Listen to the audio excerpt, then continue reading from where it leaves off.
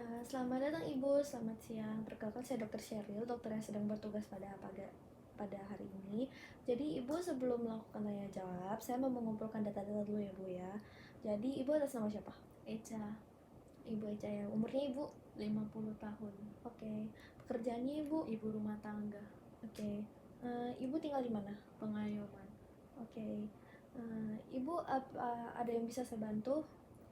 Ini kemarin saya habis cek gula darah, terus gula darahnya tinggi, katanya dokternya suruh konsultasi, Eh, harus tetap konsumsi. Oh, jadi Ibu kalau boleh tahu, Ibu ini biasanya suka makan yang manis-manis atau mungkin gorengan? Suka dok, Oke. Terus Ibu biasa minum teh? biasa Oke. Gulanya berapa sendok? 2-3 sendok, Oke. Kalau nasi Ibu kira-kira berapa sendok? 4-5 sendok. Oke, sekitar itu ya Bu ya. Jadi Ibu, sekarang saya akan melakukan perhitungan dulu ya Ibu ya. Boleh saya minta hasil labnya Ibu? Oke. Em, nah,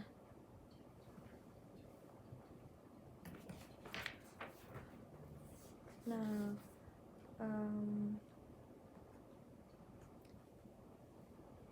jadi di sini Ibu, hasil labnya itu kalau saya lihat itu GDP-nya atau gula darah puasanya itu melebihi normal ya Bu.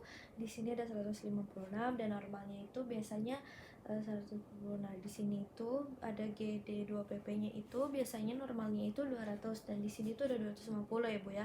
Ini bisa dikategorikan Ibu ini sebagai tinggi ya Bu atau diabetes. Nah, lalu selanjutnya saya akan melakukan perhitungan ya Bu ya. Jadi sekarang saya akan melakukan perhitungan, yaitu yang pertama ada kebutuhan energi berdasarkan IMT pada pasien ini. Nah, yang IMT pada pasien ini seperti yang kita ketahui adalah 20, dari skenernya itu adalah 22,3. Nah, di mana itu adalah normal. Nah, lalu setelah itu karena hati ini termasuk normal, lalu kita untuk menghitung kebutuhan energinya untuk perempuan, rumusnya itu adalah 655 ditambah 9,6 dikali berat badan, lalu ditambah 1,8 dikali tinggi badannya, lalu dikurang 4,7 dikali usianya.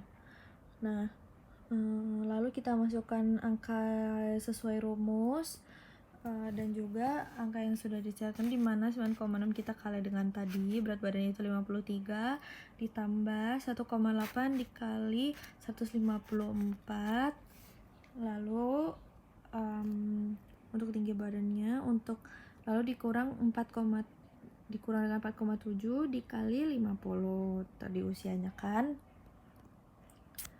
Nah, lalu kita dapatkan hasilnya itu adalah 1206.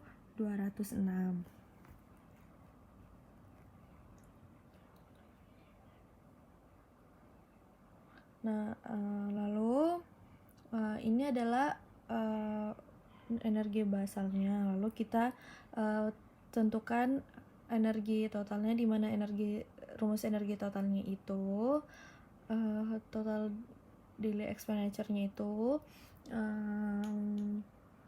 sama dengan KE dikali activity factor dikali injury atau stress factor atau IF. Lalu kita masukkan 1206 tadi, lalu dikali AF itu 1,27, lalu dikali 1. Nah, hasilnya itu 1531 kilokalori. Nah, setelah itu dibulatkan jadi 1530. Nah, untuk menentukan batas adekuatnya, kita dapat menggunakan rumus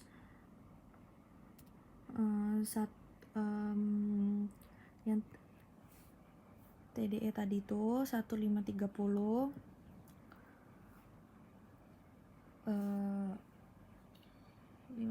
1530 plus minus 10% dikali 1530.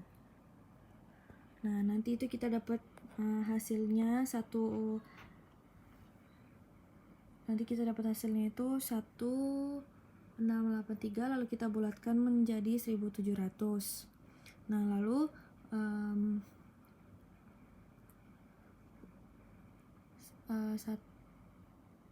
1530 itu dikurang 153 berarti sekitar 1377, atau kita bulatkan jadi 1400.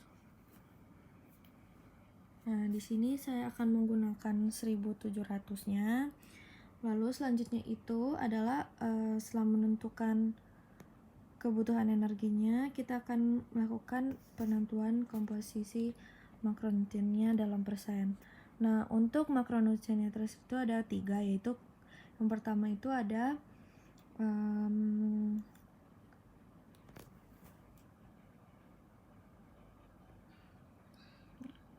untuk makronutrien kita akan menentukan di dalam bentuk kilo persen terdahulu. Nah, yang pertama itu ada 3, yang ada karbohidrat, terus karbohidrat itu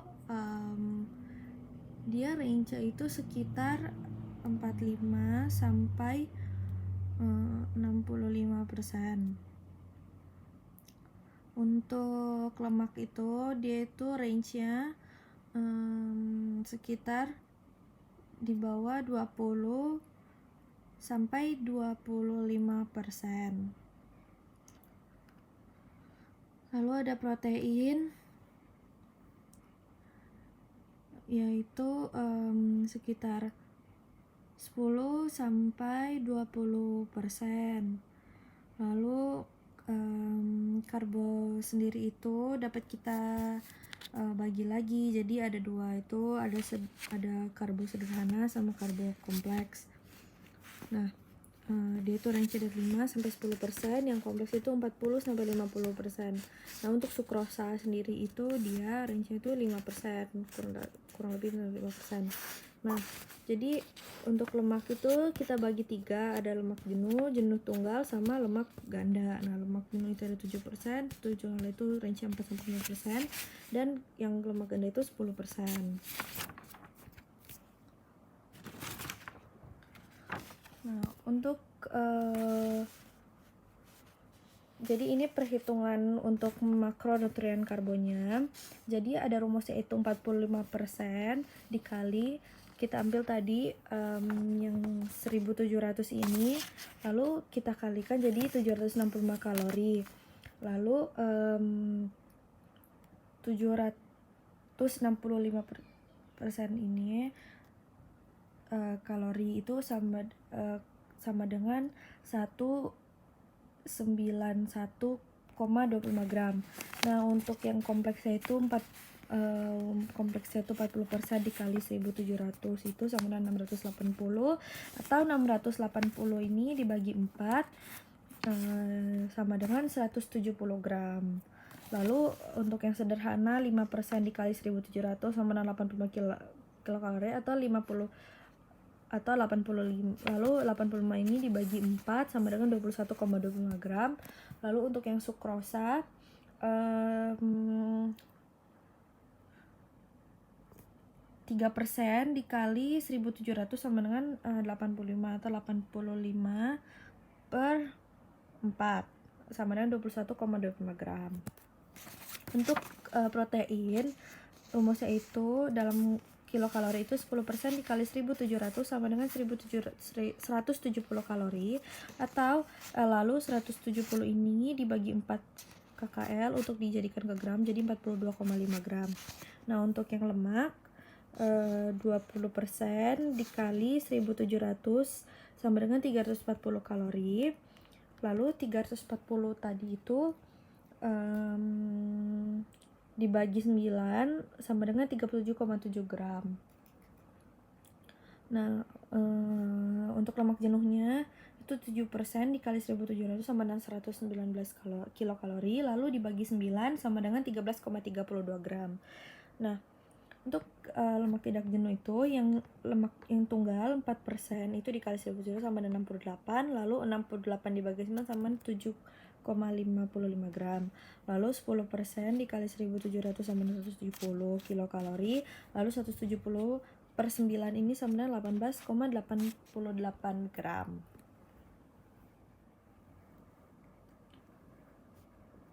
Nah, jadi ini adalah hasil dari kebutuhan makronutrien. Jadi untuk karbohidrat yang pertama itu untuk totalnya itu adalah pasien dapat mengkonsumsi totalnya itu 765 kilokalori karbo. Lalu ada 191 kilogram itu per hari. Lalu untuk kompleks itu 680 kilokalori, lalu 170 gram. Sederhana itu 85 atau 21,25 gram, dan sukrosanya itu 85. Lalu ada pula protein dapat dikonsumsi sekitar 170 kilokalori atau setara dengan 42,5 gram. Lalu untuk lemak yang dapat kita bagi ke lemak total itu, jadi ada lemak jenuh dan ada lemak tidak jenuh. Lalu yang kita bagi dua, untuk lemak total itu sekitar 340 kilokalori atau sekitar 37 sampai 70 gram. Lalu untuk yang lemak jenuhnya itu sekitar 119 kilokalori atau sekitar 13,22 gram. Nah, untuk lemak tidak jenuh tunggalnya itu 68 kilokalori atau setara dengan 7,55 kilokalori, 7,55 gram. Lalu untuk yang ganda itu sekitar 10% dikali 1700 itu sekitar 170 kilokalori atau setara dengan 18,85 gram. Nah, Ibu setelah menghitung kadar yang harus Ibu makan, saya nanti akan berikan hasilnya. Nanti saya mau memberikan juga pesan-pesan. Yang pertama itu porsi makanannya Ibu ini sesuai yang Ibu butuhkan aja ya, jangan berlebihan. Lalu kan Ibu sering makan gorengan tadi dan gulanya juga agak banyak. Nah, Ibu itu bisa dikurangi ya gorengannya dan gulanya atau makanan yang tidak sehat itu. Nah, terus Ibu juga ada yang disebut dengan indeks glisemi dan beban glisemi. Nah, untuk indeks glisemi sendiri itu yang pertama untuk orang diabetes itu yang digunakan yang rendah-rendah ya Bu ya, baik itu beban atau indeksnya. Nah, indeks yang pertama itu untuk indeks gliseminya itu rendah tuh jika dikatakan 15. Nah, maksud sayanya di bawah 55. Nah, di bawah 55 ini seperti wortel rebus atau apel. Nah, untuk yang intermediate itu kisar 55 sampai 70 itu dia itu seperti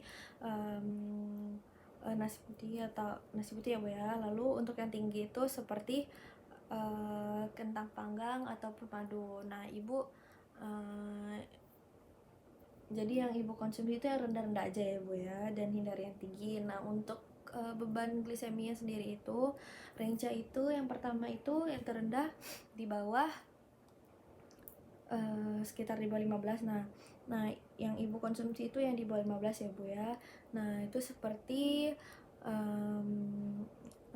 ada wortel rebus, terus untuk ada juga susu skim. Lalu selanjutnya itu ada yang intermediate itu sekitar 15 sampai 20 itu ada pasta, lalu ada pisang. Lalu yang tinggi itu atau yang di atas 20 itu seperti pisang coklat, terus spaghetti dan hal-hal yang seperti itu ya Bu ya, itu harus Ibu hindari. Nah satu lagi saya ulangi, jadi porsinya yang sesuai kebutuhan aja, kurangi makanan yang tidak sehat dan makan makanan yang indeks glikeminya itu dan beban glikemi itu rendah, yaitu di bawah 55 dan di bawah 15.